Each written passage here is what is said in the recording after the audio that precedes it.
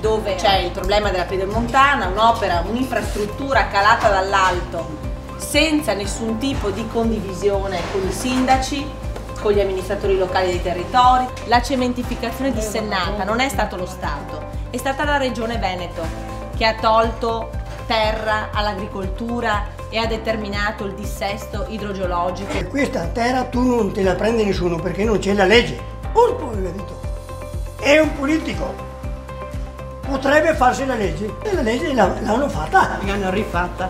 È da 20 anni che il Veneto è governato dalla Lega e da Forza Italia, perché la loro arroganza è insostenibile nei confronti dei cittadini veneti onesti.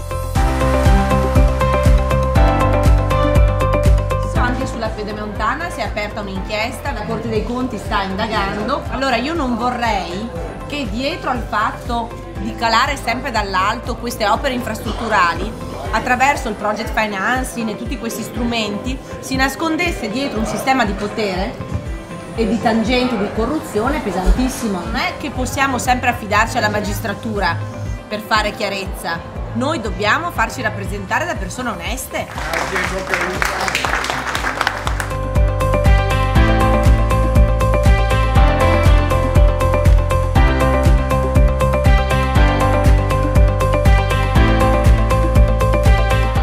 Vicenda delle quote latte, proprio a causa dell'irresponsabilità della Lega che per tanti anni ha detto agli allevatori non pagate, non pagate, per colpa dello stesso Zaia addirittura posticipava la possibilità dei pagamenti. Noi per pochi allevatori fuori dalle regole, perché la maggioranza sono onesti e hanno pagato quello che devono pagare, noi come comunità abbiamo già versato 4 miliardi e mezzo di euro e siamo oggi obbligati a pagare un altro 1 miliardo e 700 milioni di euro.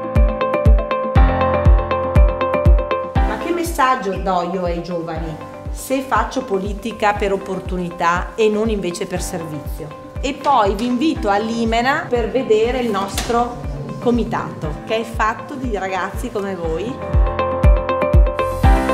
Poi mi dicono, mi sono amico del Zaia, vabbè, dimmi la roba che ha fatto. Alla fine di questo viaggio io scriverò le priorità che dall'11 maggio prenderò in mano e non saranno le priorità scritte da me, ma saranno le priorità che mi saranno indicate dai veneti, perché saranno i veneti a scrivere il nuovo programma per il Veneto.